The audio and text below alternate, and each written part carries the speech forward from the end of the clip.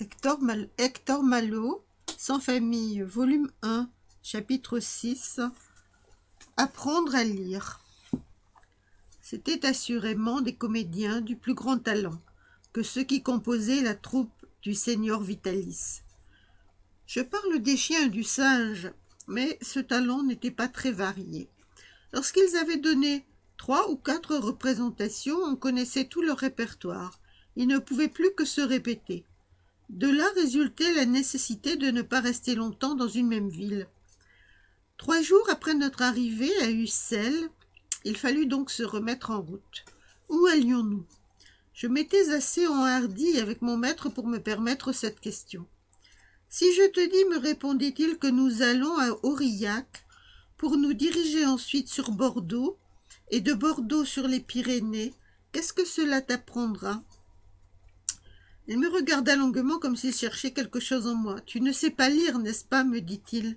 « Non, mais j'ai vu lire, » dis-je tout glorieux, comme une personne qui n'est point une bête et qui sait parfaitement ce dont on lui parle.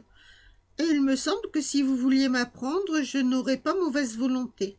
Eh bien, nous verrons. Le lendemain, comme nous cheminions, je vis mon maître ramasser sur la route un bout de planche, à moitié recouvert par la poussière. « Voilà le livre dans lequel tu vas apprendre à lire, » me dit-il. « Vous voulez vous moquer de moi? Jamais, mon garçon.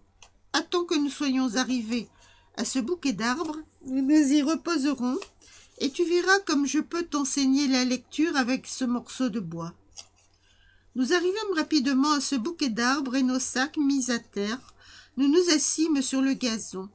Vitalis, tirant son couteau de sa poche, essaya de détacher de la planche une petite lame de bois aussi mince que possible.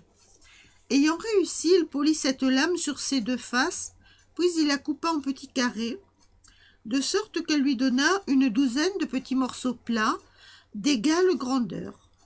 Sur chacun de ces petits morceaux de bois, me dit-il, je creuserai avec la pointe de mon couteau une lettre de l'alphabet. Tu apprendras ainsi la forme des lettres, et quand tu sauras les reconnaître rapidement à première vue, tu les réuniras les unes au bout des autres de manière à former des mots. Quand tu pourras ainsi former les mots que je te dirai, tu seras en état de lire dans un livre. Bientôt j'eus mes poches pleines d'une collection de petits morceaux de bois, et je ne tardai pas à reconnaître les lettres de l'alphabet, mais pour savoir lire, ce fut une autre affaire.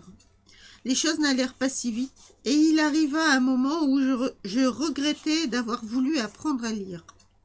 Je dois dire cependant, pour être juste envers moi-même, que ce ne fut pas la paresse qui m'inspira ce regret, ce fut l'amour-propre.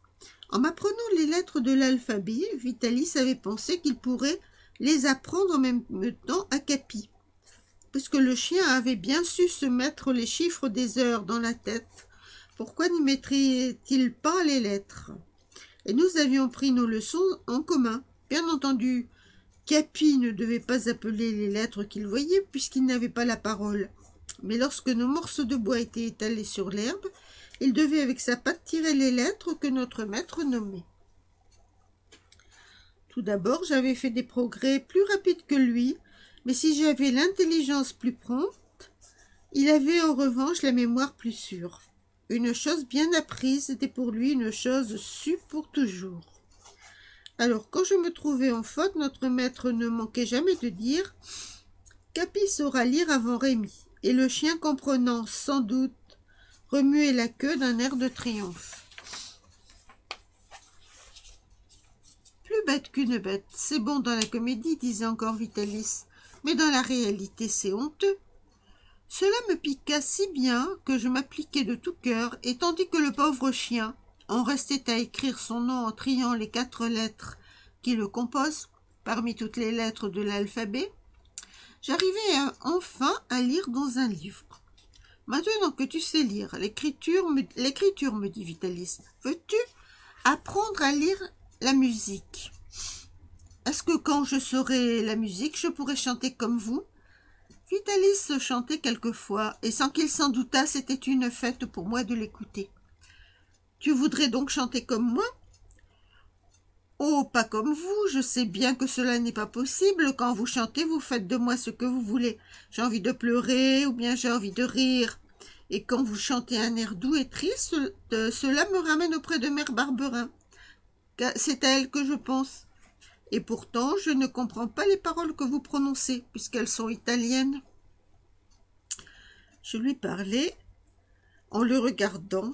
Il me semblait voir ses yeux se mouiller. Alors je lui demandai si je le peinais de parler ainsi. « Non, mon enfant, me dit-il d'une voix émue. Tu ne me peines pas, bien au contraire. Tu me rappelles ma jeunesse, mon beau temps. Sois tranquille, je t'apprendrai à chanter. Et comme tu as du cœur, toi aussi tu feras pleurer. Et tu seras applaudi, tu verras. » Il s'arrêta tout à coup et je crus comprendre qu'il ne voulait point se laisser aller sur ce sujet. Mais les raisons qui le retenaient, je ne les devinais point. Ce fut plus tard seulement que je les ai connus, beaucoup plus tard, et dans des circonstances douloureuses, terribles pour moi.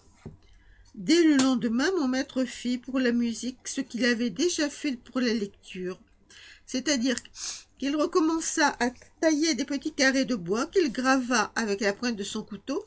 Mais cette fois, son travail fut plus considérable car les divers signes nécessaires à la notation de la musique offrent des combinaisons plus compliquées que l'alphabet. Les leçons commencèrent et j'avoue qu'elles ne furent pas moins dures que ne l'avaient été celles de lecture. Plus d'une fois Vitalis, si patient avec ses chiens, s'exaspérait contre moi. « Avec une bête, s'écriait-il, on se contient parce qu'on sait que c'est une bête, mais toi tu me feras mourir. » Enfin, les premiers pas furent franchis avec plus ou moins de peine, et j'eus la satisfaction de solfier un air écrit par Vitalis sur une feuille de papier.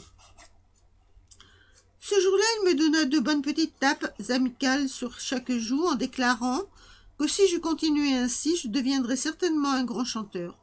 Bien entendu, ces études ne se firent pas en un jour, et pendant des semaines, pendant des mois, mes poches furent constamment remplies de mes petits morceaux de bois.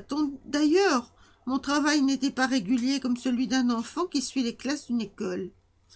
Il fallait chaque jour accomplir notre parcours qui était plus ou moins long, selon que les villages étaient plus ou moins éloignés les uns des autres. Il fallait donner nos représentations partout où nous avions chance de ramasser une recette. Il fallait faire répéter les rôles aux chiens et à Monsieur Jolicoeur. Il fallait préparer nous-mêmes notre déjeuner ou notre dîner. Et c'était seulement après tout cela qu'il était question de lecture ou de musique, le plus souvent dans une halte au pied d'un arbre ou bien sur un tas de cailloux, le gazon ou la route servant de table pour étaler mes morceaux de bois. J'étais un enfant assez chétif quand je vivais avec Mère Barberin. Auprès de mon maître et vivant de sa vie en plein air, à la dure, mes jambes et mes bras se fortifièrent.